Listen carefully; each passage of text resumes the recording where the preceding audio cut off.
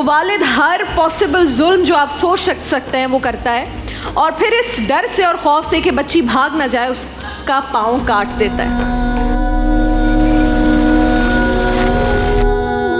मुझे अफसोस इस बात का कि लोग कहते हैं कि माँ होती है। मेरी माँ ने भी मेरी कोई हेल्प नहीं की। वो मुझे कहती थी कि ये मेरा शौहर है, अगर तुमने रहना तो यही रहो, वरना तुम कहीं चली जाओ।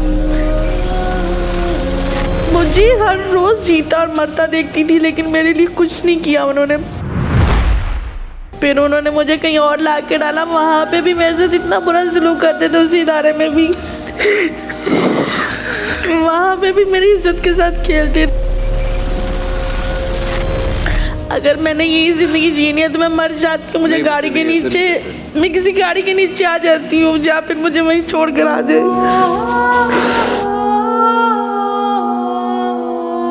एक बच्ची लाहौर से ताल्लुक़ रखने वाली, लाहौर में उसे उसकी माँ छोड़कर चली जाती है जब वो 2 साल की है, और वो किसी और शख्स से शादी कर लेती है उसकी माँ, और उस बच्ची को छोड़ जाती है ददियाल में। शादी किसी और से कर लेती है, खुद शादी कर ली और बच्ची को ददियाल छोड़ के चली गई, क्योंकि उसका वालिद सऊदी अरब में जॉब करता था। तो बच्ची ने ददियाल के साथ गुजारे मज़ीद 8 साल। अब मैं उठ जाती हूँ, मैं खड़ी होकर बात कर लूँगी, रेहाब को हम रोने नहीं देंगे। उस बच्ची ने 8 साल गुजारे, और उस 8 साल गुजारने के बाद वो बच्ची जब उसका कांटेक्ट हुआ, पता चला कि उसकी माँ तो जिंदा है, तो उस बच्ची ने अपनी माँ से कांटेक्ट किया, और फिर वो, ये बच्चा रो रहा है भाई, इसको पकड़ मुझे दीजिए। सबा जी भी समझ, क्या बात है, आई थिंक वो भूखी होगी, वो सामने है बच्ची तो उसको संभाल लेगी। तो ये बच्ची जो कि लाहौर से उसका ताल्लुक़, मैं दोबारा बता देती हूँ, इसकी माँ इसे 2 साल में छोड़ कर गई, और उसके बाद जब ये 10 साल की हुई तो इसका कांटेक्ट हुआ, इसे पता चला कि माँ ज़िंदा है, और इसने किसी भी तरह कोशिश करके वो अपनी माँ के पास दोबारा चली गई।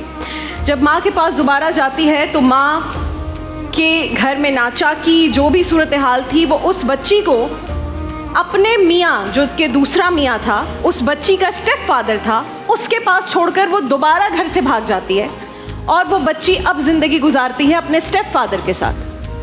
स्टेप फादर हर तरह का उस पर जुल्म करता है। मेरे पास जो डिटेल आई थी दानिश, मैं जिस कैफियत में आपसे उस वक्त बात कर रही थी, वो इसीलिए थी कि मैंने ये केस पढ़ा और मुझसे अभी तक बयान नहीं हो पा रहा। वो वालिद हर पॉसिबल जुल्म जो आप सोच सकते हैं वो करता है, और फिर इस डर से और खौफ से कि बच्ची भाग ना जाए उसका पाँव काट देता है। उस बच्ची को फिर उसने इस जुल्म के बाद वो किस तरह वहाँ से निकली, मैं उससे बच्ची से खुद ही पूछूंगी। और ये सब पूछने का मकसद, ये सब आज करने का मकसद सिर्फ़ और सिर्फ एक है कि वो बच्ची, कोई भी बच्ची जो इस वक्त जुल्म बर्दाश्त कर रही है, वो उससे बाहर निकले। इवेंचुअली अल्लाह ताला की मर्ज़ी से, अल्लाह ताला की इजाज़त से आप ऐसी जगह ज़रूर पहुँचते हैं जहाँ पर आपका कुछ भला हो सकता है। वो बच्ची वहाँ से निकली, उसने कॉल किया एक टीवी चैनल को, उनका प्रोग्राम है सरेआम, उसने मुझे अभी बताया। उनकी टीम आई, उसकी टीम ने उसको हेल्प किया, और वो हेल्प करने के बाद या शो में दिखाने के बाद उस बच्ची को दोबारा एक और NGO में छोड़ दिया, जहां उसका मज़ीद बुरा हाल हुआ, उसका मज़ीद इस्तेहसाल हुआ, और फिर वो वहाँ से और कोशिशों के बाद निकली, और फिर वो आगोश की आगोश में आई। मुझे एक सवाल ये पूछना है, वो जो ये बच्ची यहाँ मौजूद आदमी था, उसका कुछ हुआ या नहीं? क्या उसे किसी ने पकड़ा? सानिया उस बच्ची का नाम है, और आज हमारे साथ है। मुझे नहीं पता कि मैं किस तरह ये सेगमेंट कर पाऊंगी। सानिया, किस तरह तुम आगोश तक पहुंची बेटा, और जो और बच्चियां हैं जो इस तरह के किसी भी जुल्म से गुजर रही हैं, I want you to speak to them, ताकि वो तुमसे सीखें, हिम्मत और हौसला लें और अपने आप को बचा सकें।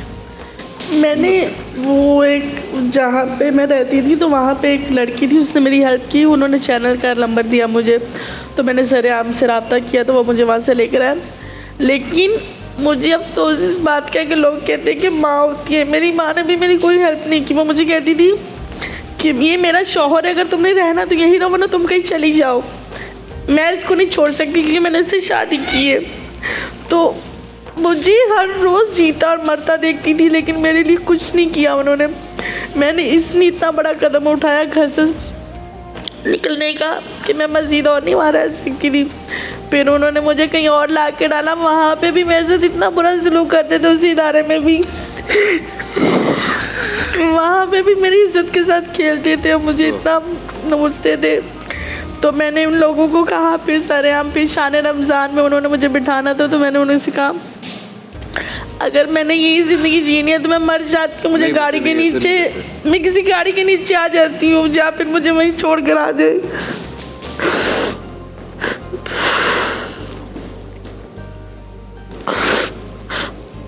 फिर उन्होंने मुझे आगोश में ला के छोड़ा। जब मैं आगोश में आई थी तो मेरा पाँव कटा हुआ था, मेरे पाँव से कीड़े बहते थे, मेरे जिस्म से जगह जगह से कपड़े फटे हुए थे, मेरे सर पे चादर नहीं थी, किसी ने मेरे सर पे चादर नहीं दी, मुझे इज्जत नहीं दी, मुझे नोचा ही बल्कि हर किसी ने।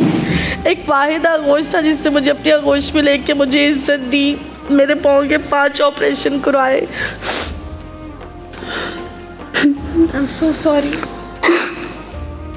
मैं माफ़ी मांगती हूँ तुमसे, तुम्हें इतना अरसा जो जुल्म हुआ, मैं माफ़ी मांगती हूँ हाथ जोड़कर। पूरा मुआशरा जिम्मेदार है, मेरा बच्चा, पूरा मुआशरा, एक फर्द नहीं है जिसने किया बुरा। और उनसे कोई सज़ा नहीं मिली, उनसे कोई सज़ा नहीं मिली। वो तो दुनिया में आज भी वैसे ही दरिंदों की तरह दंदनाता फिरता, क्योंकि मेरे साथ कोई नहीं था।